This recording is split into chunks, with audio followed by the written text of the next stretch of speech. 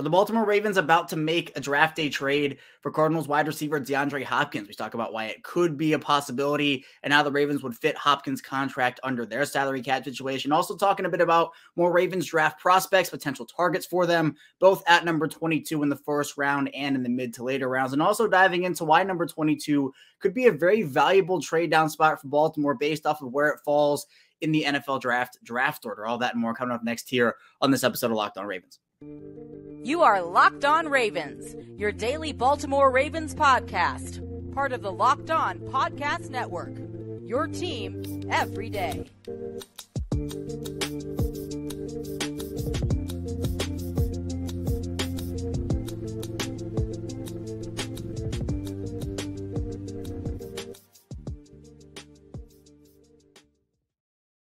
Welcome into another edition of Locked On Ravens, your daily Baltimore Ravens podcast. I'm your host here with you, Kevin Ostreicher, Ravens Wire. We're here as always on the Locked On Podcast Network, your team every day. Thank you so much for being here with us today, tuning in, whether this is your first time listening or you're an everydayer listening every single day. We are free and available on all podcasting platforms, including over in video form. You can subscribe for free, both in audio and in video form. Again, 5 days a week here, Locked On Ravens. We do Ravens content every single weekday, Monday through Friday, right around 6 a.m. Eastern time are those uploads. So any Ravens news, analysis, updates, we do have you covered here. And if you have a friend or a family member who's a Ravens fan or wants a Ravens perspective on something, be sure to throw them our way here on Locked On Ravens. I promise I will not disappoint. We strive to bring the best day of the Ravens content here on this show. And here today, we have a lot to talk about. Obviously, the draft coming up. It's tomorrow. It's crazy to talk about how this has kind of been creeping up. And now all of a sudden, we're a day away and the Ravens hold the 22nd overall pick. And it's just going to be,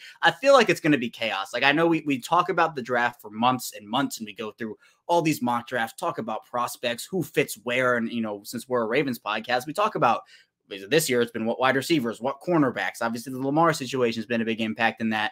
But once you get to the actual draft weekend, you throw all that away and everything becomes chaos and nothing is what you expect. So today we're going to be talking in the first segment about the Ravens and DeAndre Hopkins. That's been something that a lot of people have been talking about. I've been talking about it here for a while. There have been the rumblings and the rumors and the reports. Well, maybe a draft day trade is happening there. And we'll talk about if the Ravens are about to make a draft day trade for DeAndre Hopkins, why it could be a possibility. Also, why it couldn't. We'll take both sides' perspective of it. So we'll talk about DeAndre Hopkins in the first segment. Then in the second segment, we'll move into more pure prospect talk, talking about who could be there for the Ravens at 22, who could be a reach, who could be a steal. We will talk a bit about the trade back situation also, and that'll take us into the final part of the show where we'll talk a bit about why the Ravens spot at number 22 could actually be one of the more valuable trade down spots for the Ravens and one of the more valuable trade up spots across the league based off of how it kind of falls within the draft order of the NFL. So tons to dive into here. And again, just a reminder, we're going to be streaming all 3 days of the draft. And it's going to be after the actual draft is over. So we'll be doing instant reaction episodes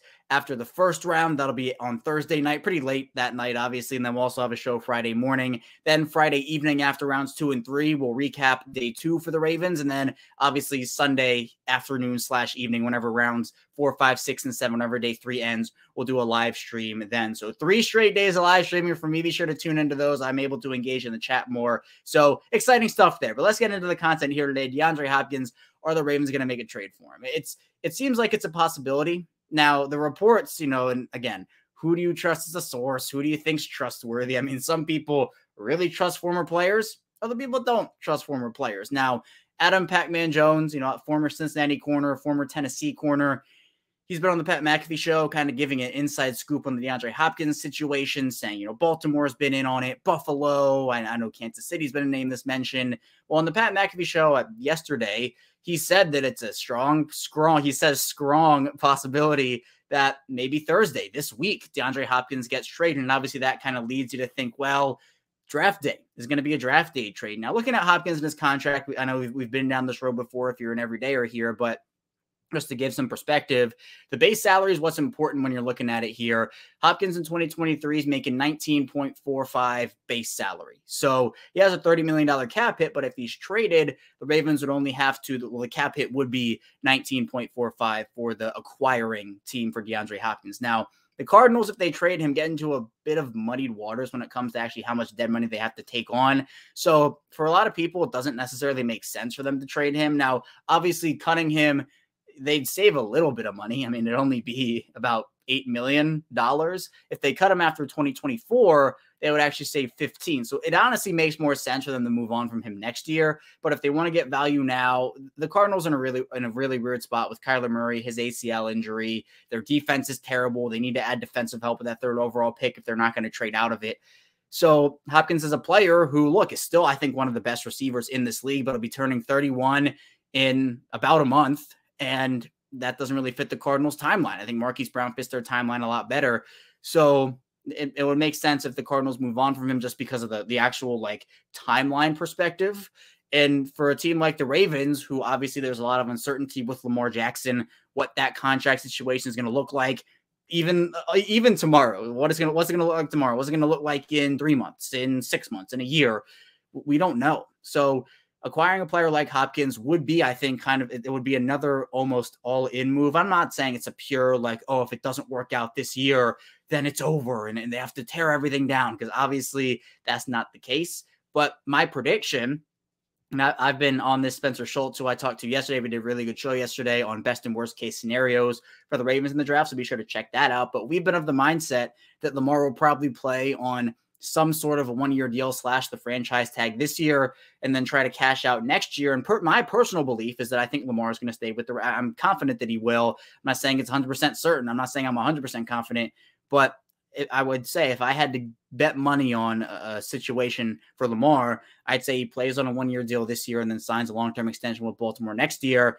Maybe he goes somewhere else. Obviously, nothing's set in stone. We don't really know. But DeAndre Hopkins coming to Baltimore would make sense in the fact that you're giving Lamar all the weapons that he seemingly wants. Obviously, Josina Anderson reported on the reports that Lamar gave an ultimatum to the Ravens, and that's the only way you're going to get him back to the table. Josina Anderson said that the Ravens, kind of got a push in the direction of talking to DeAndre Hopkins and Odell Beckham, or talking about those players, but Lamar didn't give any sort of ultimatum in that. So getting Odell, I think, is a step for getting Lamar back. DeAndre Hopkins, I think, would be another step to getting Lamar back. Plus, just think of the offense. I mean, Odell Beckham Jr., DeAndre Hopkins, Rashad Bateman, Devin Duvernay, Mark Andrews, J.K. Dobbins, Gus Edwards, Lamar Jackson. It's a really good offense, and it'd be an incredible, one of the best in the league. So on field, and especially with Todd Monken, it'd be a different story if we were talking Greg Roman, right, where you got all these receivers coming in. How is he going to utilize them? Todd Monken has a history, both at the NFL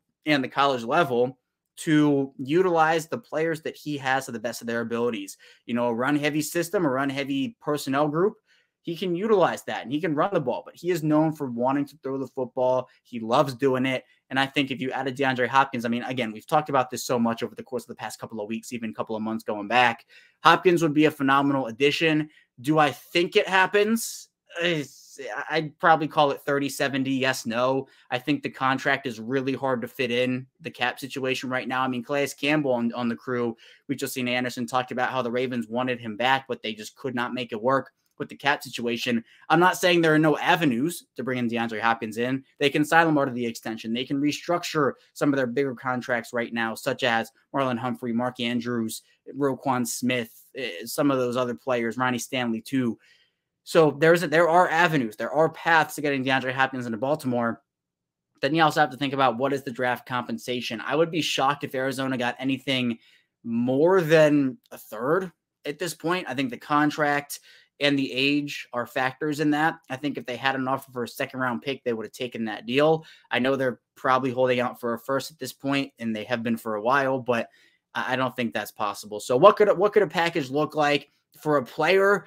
Maybe Patrick Queen. I mean, I know the cap doesn't really work. Queen's making a lot less money than Hopkins, but we'll see. I think it's an interesting situation, a monitor situation to watch in terms of the 86th pick. Maybe the Ravens offer a third next year and their fourth this year, or future draft capital. I don't know how it will work, but there are paths to getting DeAndre Hopkins to Baltimore. Are they about to make a trade for him? They could be. They could be in those conversations, but based off of everything we've heard, and even Josina Anderson on the crew saying that the Ravens aren't necessarily pursuing DeAndre Hopkins at this time because of the contract situation, I think stuff would have to change to get him in to Baltimore. And if another team like Kansas City or Buffalo is able to kind of shoulder that a little more than Baltimore is able to right now because of the Lamar Jackson situation. Look, I'm not blaming. I want to put it out there.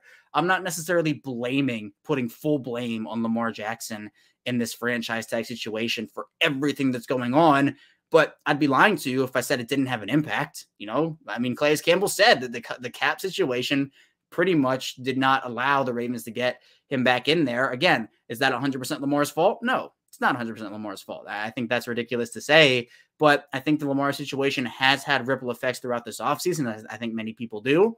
And so maybe a Campbell, a Hopkins are ripple effects of some of the maneuvering that the Ravens have to do here. But so I think I'll put it at 30-70 that the Ravens get DeAndre Hopkins versus they don't. I think it is possible, but I think that the contract is the thing holding the Ravens back. And it will be expensive even without Lamar's franchise tag situation. Don't get me wrong. So they could maneuver the cap, but for now, I'm going to lean on the side that it's not going to get done, at least during the draft. And if it's a draft day trade, it goes to another team. But hey, again, everything's chaos. Anything's possible during the draft. So we'll see what ends up happening. But coming up here, we'll move into the prospects for the Ravens that they could take at number 22, even maybe a bit earlier or a bit later than that, talking about wide receivers, cornerbacks, and a lot more. So be sure to stay tuned. A ton to dive into still on Locked On Ravens. But first, this episode is brought to you by Built Bar. And if you're looking for a delicious snack but don't want all the sugar and calories, then you need to try the best tasting protein bar ever in Built. And if you're like me, you want to have a healthier lifestyle, make healthier snack choices, but don't want to compromise the taste, and I've got just the thing for you. Built Bars and Built Puffs. Built Bars are healthy and they taste amazing. Seriously, they taste so amazing. You won't even think they're that good for you. You have to try these. What makes them so good is, for starters, they're covered in 100% real chocolate, and they come in unbelievable flavors like churro, peanut butter brownie, and cookies and cream. And I don't even have to wait to get a box for years. We've been talking about ordering Built Bars at Built.com, but now you can get them at your local Walmart and Sam's Club, while you can still get your specialty flavors still at Built.com. That's right. Head to your nearest Walmart today, walk to the pharmacy section, and grab yourself a box of Built Bars. You can pick up a 4-bar box of cookies and cream, double chocolate bar, or coconut puff. And if you're close to a Sam's Club, run in and grab a 13-bar box with hit flavors such as brownie batter puff and churro puff. You can thank me later. We're back here, our second segment of Locked On Ravens. Kevin Oestreicher still here with you on this midweek edition, right before the draft, the day before the draft. And again, thank you so much for being here with me today, making Locked On Ravens your first listen of the day. And also be sure to check out and join Kyle Krabs, Joe Marino, and all the other Locked On NFL local experts on the Locked On NFL Scouting YouTube page for live NFL draft coverage presented by Ultimate Football GM. Kyle and Joe will be live during all of rounds 1, 2, and 3, and then also on Saturday. And they'll get you caught up after each round. Join the draft dudes for the first round tomorrow night live on YouTube and the Locked On Scouting page at 7:30 Eastern time. So it should be really exciting. And again, we're going to go live 3 straight days, Thursday, Friday, and Saturday. Obviously very late Thursday night because we'll do it after the first round. We'll recap day 1 for the Ravens. Then on Friday evening, Friday night, we'll recap day 2, rounds 2 and 3. Then Saturday, we will be recapping the final day, also giving input on undrafted free agents. So be sure to subscribe on YouTube, turn notifications on, and all those live streams will be available in audio form after they're done. I'll upload them. You can find them anywhere you get your podcast. But all right, prospect time. The Ravens have a lot of options. I think this is, again, a draft class to me, and I've said this if you're an everydayer, you know this. This, to me, the bread and butter is the mid-first round to probably the early, anywhere in the third round. Honestly, the end of the third. The middle of the first round to the end of day 2, the end of round 3, there are going to be a lot of prospects where you just don't really know where they're going to go. And honestly, that's every year, right? There are always those guys who go a lot earlier than you think or go a lot later. But to me, there's just so much uncertainty where could a guy like Quentin Johnston, could he go at 12 to Houston, or is he falling to the beginning of the second round because of his inconsistencies? You know, players like Emmanuel Forbes, is he a first round player? Is he going to be kind of a mid-second guy because of the size concerns? You don't, even Jalen Carter's a guy where he could go 2 overall to Houston, or he could fall out of the first round because of the character concerns. So to me, that's why, and we'll talk about the trade down in the last part of our show, so be sure to stay tuned. But I think that once the Ravens get to 22, there will be, I don't know what the number is, 5, 6, 7, 8 players who the Ravens feel comfortable drafting there. And that's where you can trade back. It's always a risk because what if the guy who's kind of 1A on that list gets taken before you get back? But I think that that's a risk you can take, especially because we all know the Ravens have 5 picks. We all know that is very low for the Ravens in terms of their draft capital, especially over the last couple of years where they have had, I still believe, 21 picks over the past 2 seasons. So 5 picks compared to 21 over the last 2. It's a very big difference. But if you're trading 86, that's not going to get you a lot. 22 is your most valuable trade chip. Well, obviously outside of Lamar. But again, if you're talking picks, 22 is your most valuable trade chip. And if you can trade down and get maybe 30 and 62 from Philadelphia, I don't think that works for the Ravens. I think Philadelphia says no. But maybe you pick up late first and an early third, or you pick up 2 seconds and a very early second, like 35, and a late second. But we'll talk about that more in the last segment. I'm getting off on a tangent. Actual prospects, obviously the needs are wide receiver and corner for Baltimore. Those are the 2 that I would be looking at 22 if the Ravens were to stick and pick there. But the Ravens have been a team, obviously historically known for BPA, best player available, where they will take, regardless of position, regardless of need, they'll take a guy who they believe can help them, not just for, the next couple of seasons, but for the future. And I think we've seen that I always go back to 2017 with Marlon Humphrey when they already had Jimmy Smith and Brandon Carr, and they took a corner in the first round. And everyone's like, why are they taking a corner when they already have those guys? Now Marlon Humphrey's one of the best quarterbacks in the NFL. Then you talk about J.K. Dobbins in 2020 when the Ravens had Gus Edwards. They had Mark Ingram, who just scored 15 total touchdowns in 2019. The Ravens take a running back in the second round. And everyone's like, what are you doing? Why are you taking a running back?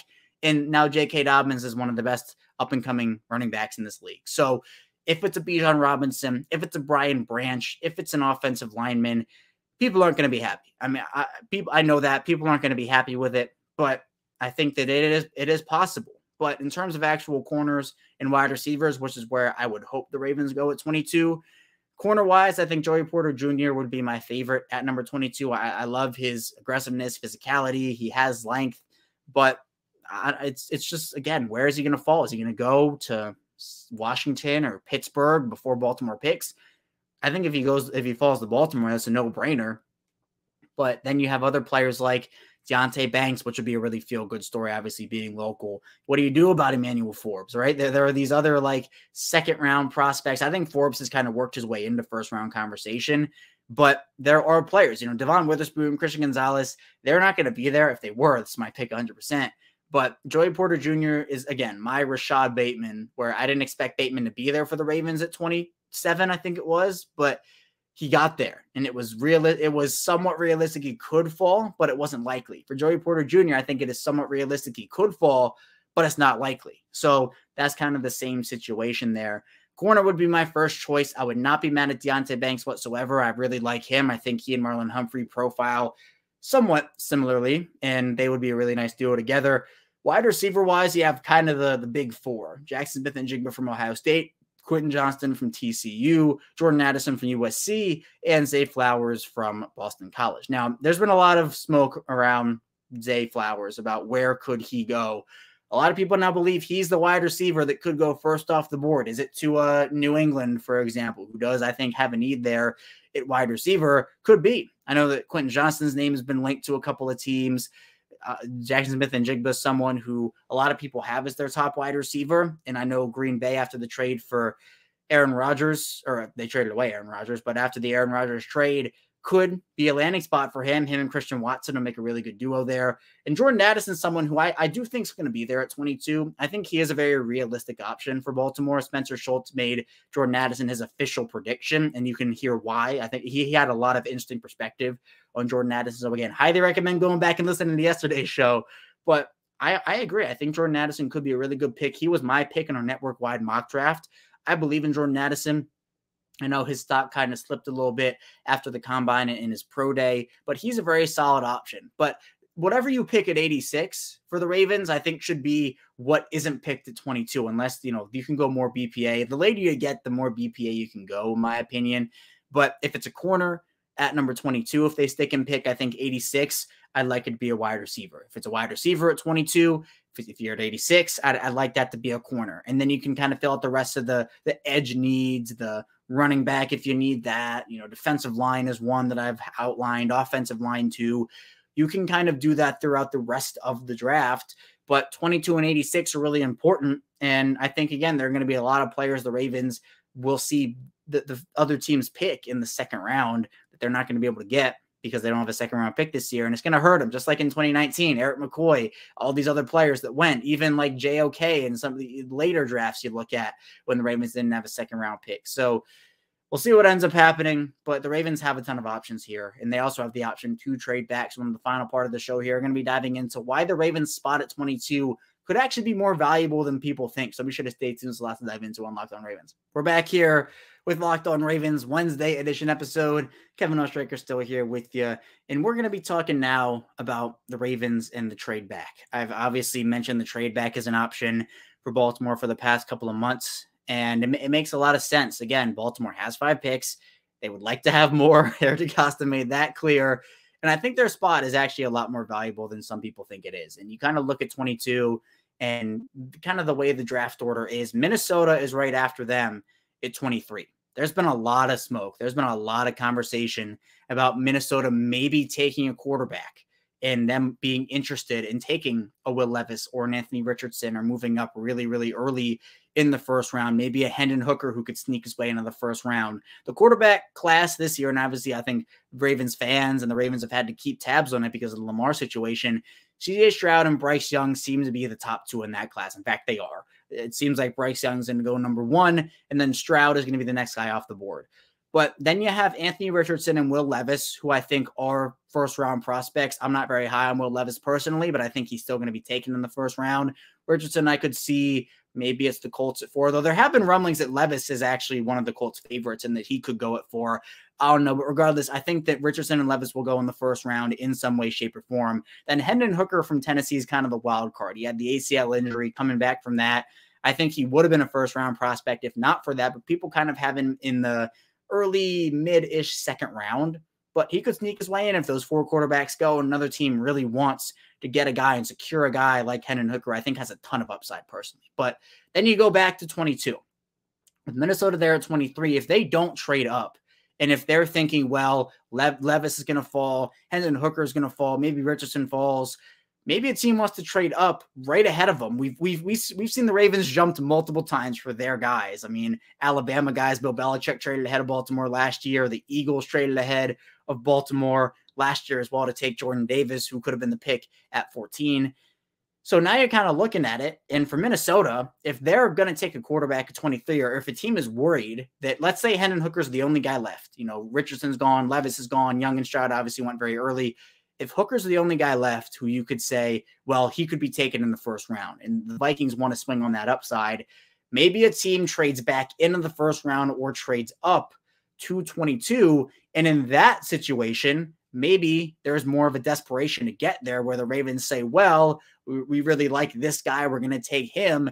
So maybe the Ravens say, you got to pony up a little bit more, got to give us more assets in order to get off of this number 22 pick if you're the Ravens. So that to me is an interesting situation. Is that a scenario that plays out? I don't know. I think there's been a lot of conversation about Minnesota trading up somewhere in the first round with maybe, Houston at 12, even moving up to 2 with Houston and taking a quarterback there.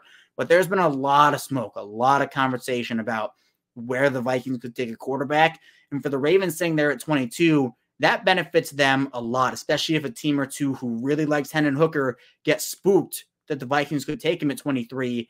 They maybe want to trade ahead of them to get him at 22. And I think that could net Baltimore more assets, because we look at the trade down charts, the JJ charts, the mock draft simulator trades, and there's obviously realistic trades and non-realistic trades. But for what the Ravens could be looking at tomorrow night, if desperation sets in for a team, the Ravens could get a lot more than maybe a mock draft simulator would predict the Ravens would get. So that's a whole aspect of it where, again, you're kind of looking at it and you're thinking, throw everything away, because chaos is going to ensue. So whether, the Ravens trade Patrick Queen for DeAndre Hopkins, that would be chaos all over the timeline. If the Ravens, my dream for tomorrow night, personally, is Joey Porter Jr. at 22, and then trading a third and a fourth for DeAndre Hopkins, whether that's 86 and a 2024 fourth, a 2024 third and a fourth this year.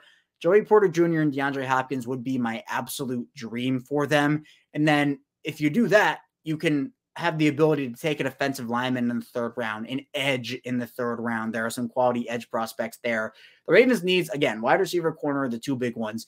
Edge, I think, is a good one. Defensive line is a sneaky need. A mid to late round running back. Bijan Robinson is going to be really good. I wouldn't take him at 22 just because the Ravens have needs they need to fill. They do. They have to round out their roster. They have to make it as perfect as they can. Robinson would be a heck of a player in a Ravens uniform. I'm not going to lie. I would love to see it. But I would like to see the Ravens give J.K. Dobbins his opportunities this year. And if he has a good year, I don't think Baltimore re-signs him. I just think, they historically do not pay running backs. I think they should. I want to make that clear, but I just don't think they will. So that would be a situation where, the Robinson pick would make sense because then you can kind of transition from Dobbins to Robinson. But I don't know if you can be thinking that far ahead. I think you have to shore up the needs you have now if you're the Ravens. And that, to me, is the most important part of the whole thing. So there's a lot to look at. There's a lot to kind of digest, especially because when you get to the second round, like when day one is over, when tomorrow night's done, there are going to be players who fall into the second round who you're thinking, how in the world? Like T. Higgins 2 years ago, or I guess 3 years ago now, when Patrick Queen was the pick for Baltimore. No one expected T. Higgins to fall into the second round. Michael Pittman Jr., another one of those. There are always those players. Jeremiah Owusu-Koramoah, who got taken by the Browns. He had a condition that, people, I don't think it was made public. I think it came out after he was picked. But those are the types of players where I think the Ravens will miss out on if they don't trade back and get maybe a second round or a very early third round pick. Now, how hard is it to get a second round pick? It's probably going to be hard with the assets they have, but I think a trade back would give you that option. So tomorrow I'll be going over who my actual, what my final prediction is. We'll be talking about that, obviously continuing this draft conversation. But look, this is exciting. It doesn't feel like it's happening, but it is, where I think the Lamar situation has had such an impact on the offseason. I kind of talked about it a little bit in the first segment. And there was a report, I think it was Jack Settleman who put it out there. He's he's someone who kind of gets his hand in the report a little bit here and there. Said that Lamar's looking to sign a long-term extension with the Ravens and that the Ravens trade for Odell made Lamar happy. So yeah, he said the Ravens traded for Odell. I'm like, that's awkward. But yeah, I don't know. I think he was just reporting the player perspective because he said a player that he talked to said that the sense is that that's what he wants. So obviously, unless that player is Lamar, then how much stock can he put in? I think he was reporting the player perspective, but a long-term extension would help the Ravens in a lot of different ways, not only this offseason, but moving forward. But the draft, this is now about the draft. Obviously, Lamar ties back to everything, but we'll see what happens over the course of these next couple of days here as the draft kicks off again tomorrow. So be sure to keep it locked on here on Locked On Ravens. As well, again, we'll be live streaming all 3 days of the draft, Thursday night late, Friday night, probably a little earlier, and then Saturday evening right after day 3 ends. So be sure to subscribe here to the channel. Again, Daily Ravens content 5 days per week. So Monday through Friday, a show every single morning, plus our live streams here. So thank you again for all the support here. Almost at 4K subscribers, which is incredible. So I appreciate everybody who has done that on YouTube and also who has followed along with us in audio form. When we get back here tomorrow, we'll be doing our official final preview of the 2023 draft on draft day. So be sure to stay tuned for that, and I'll see you right back here tomorrow.